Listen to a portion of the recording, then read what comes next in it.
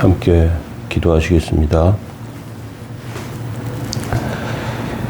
주께서 심지가 견고한 자를 평강의 평강으로 지키시리니 이는 그가 주를 의뢰함이니이다. 거룩하신 주님, 저희들의 영혼과 삶에 하나님의 온전하심과 거룩하심으로 세우심을 감사합니다. 연약한 저희들의 삶과 영혼에 복되고 거룩한 심령으로 하나님 바라보며 살게 하여 주시고 말씀을 의지하게 하시고 이 시간에도 연약한 종의 입술 주장하시고 오늘 한 날을 승리하는 복된 삶, 은혜의 삶으로 주님 세우시기 원합니다. 예수님의 이름으로 기도합니다. 아멘. 찬송가 96장 2절 찬송 드리겠습니다.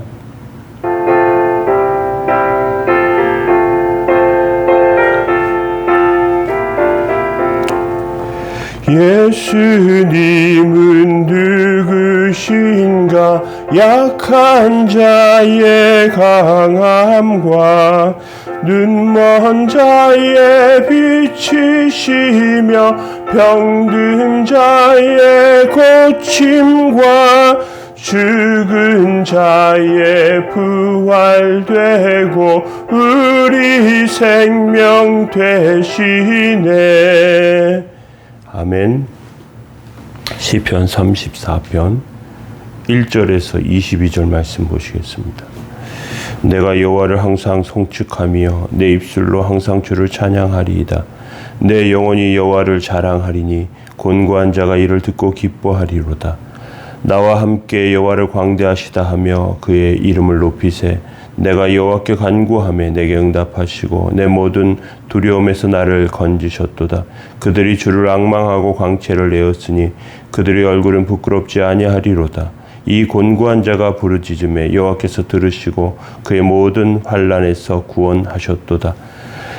여호와의 천사가 주를 경외하는 자를 둘러 진치고 그들을 건지시는도다. 너희는 여호와의 선하심을 맛보아할지어다. 그에게 피하는 자는 복이 있도다. 너희 성도들아 여호와를 경외하라. 그를 경외하는 자에게는 부족함이 없도다. 젊은 사자는 궁핍하여 줄일지라도 여호와를 찾는 자는 모든 좋은 것에 부족함이 없으리로다. 너희 자녀들아 와서 내 말을 들으라. 내가 여호와를 경외하는 법을 너희에게 가르치리로다. 생명을 사모하고 연수를 사랑하며 복받기를 원하는 사람은 누구뇨? 내 혀를 악에서 금하며 내 입술을 거짓말에서 금할지어다. 악을 버리고 선을 행하며 화평을 찾아 따를지어다. 여호와의 눈은 의인을 향하시고 그의 귀는 그들의 부르짖음에 기울이시는도다. 여호와의 얼굴은 악을 향하는 자를 향하사 그들의 자취를 땅에서 끊으려 하시는도다. 의인이 부르짖음에 여호와께서 들으시고 그들의 모든 환난에서 건지시도다. 여호와는 마음이 상한 자를 가까이 하시고 충심으로 통회하는 자를 구원하시는도다. 의인은 고난이 많으나 여호와께서 그의 모든 고난에서 건지시는도다. 그의 모든 뼈를 보호하시며 그 중에서 하나도 꺾이지 아니하도다. 악이 악인을 죽일 것이라. 의인을 미워하는 자는 벌을 받으리로다. 여호와께서 그의 종들의 영혼을 속량하시나니 그에게 피하는 자는 다 벌을 받지 아니하리로다. 아멘. 네, 오늘 시편 34편 두 번째 말씀입니다. 하나님께서 다윗의 경험을 통해서 다윗의 고백이 이제 시편 34편인데 의인을 지키신다 하는 것을 보여주고 있습니다. 오늘 두 번째로 천사로 애워싸고 지키신다는 것입니다. 다윗이 하나님의 영감을 받아서 이제 미친 연기를 하고 침을 흘리고 하면서 그것을 탈출할 수 있었습니다. 그런데 이 모든 것은 그 하나님께서 보호하시는 것을 보았기 때문에 그렇습니다. 그런데 육신의 눈으로 무엇을 보았다기보다 마음의 눈으로, 영혼의 눈으로 그를 본 것인데 무엇을 보았는가 하면 천사들의 애워싸는 모습을 보았습니다. 7절에 이렇게 되어 있습니다. 여호와의 천사가 주를 경외하는 자를 둘러 진치고 그들을 건지시는도다, 이렇게 말하고 있습니다. 라기스 왕과 신하들이 왜 선뜻 다윗을 죽이지 못하고 시간을 끌었는가? 다윗 오늘 본문에는 이렇게 표현합니다. 천사들이 애워싸고 있었다. 그래서 다윗에게 손을 쓸 수가 없었습니다. 그들의 판단이 느려졌고요. 판단이 흐려졌고요. 행동이 느려졌습니다. 천사는 오늘날도 우리를 보호해 주고 있습니다. 성도들의 병상을 지키고 침실을 지켜주시고요. 길가에서 도로에서 우리를 보호하십니다. 성도들이 모여서 말씀을 듣고 기도할 때 천사들이 애워싸 지킵니다. 강력한 적들, 핵무기나 또 이런 것으로 우리 주변에서 위협하고 있어도 하나님께서 보호하고 계십니다. 그런데 천사를 통해서 막고 계시는 것입니다.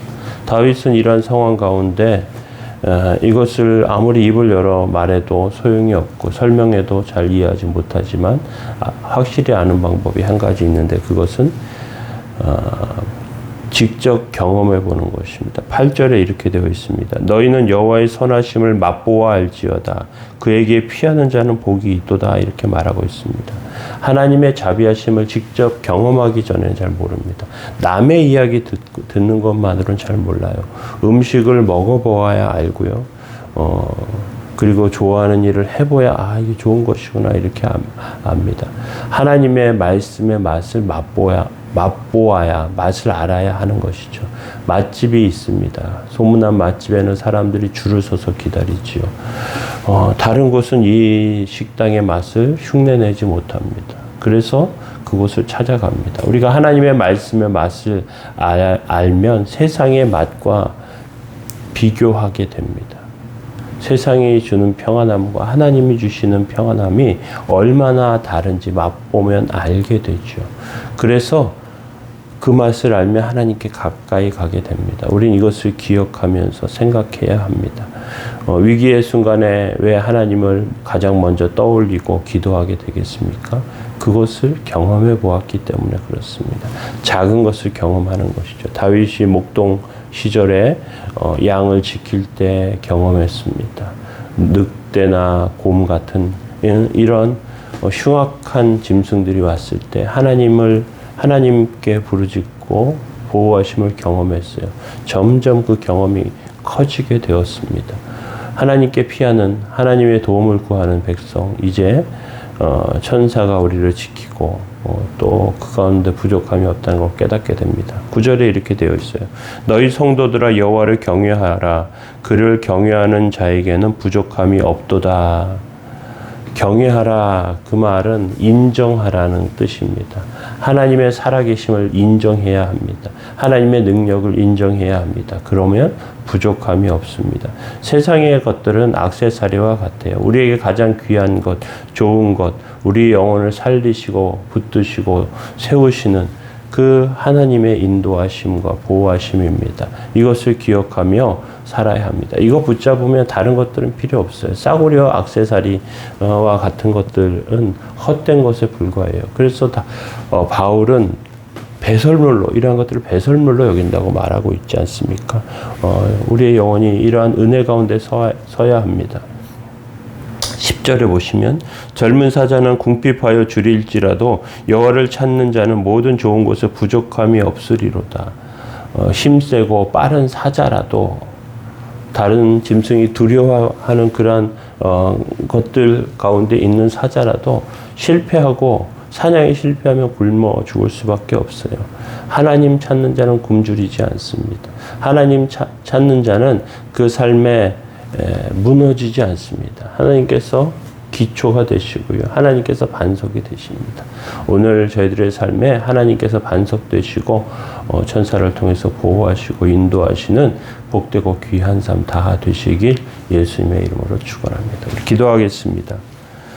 의인을 지키시는 하나님, 저희들의 영혼과 삶이 주 안에 서 있사오니 주님께서 저희들을 보호하시고 또 천사의 손을 통하여 저희들에게 하나님의 보호하심과 온전하심으로 저희들을 세워주시기 원합니다.